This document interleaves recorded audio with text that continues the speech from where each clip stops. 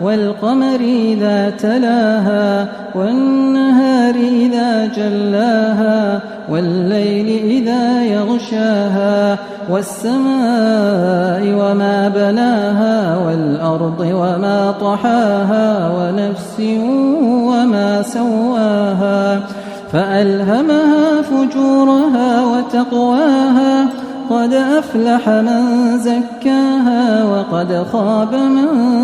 دساها كذبت ثمود بطغواها إذ انبعث أشقاها فقال لهم رسول الله ناقة الله وسقياها فكذبوه فعقروها فدمدم عليهم ربهم بذنبهم فسواها ولا يخاف عقباها.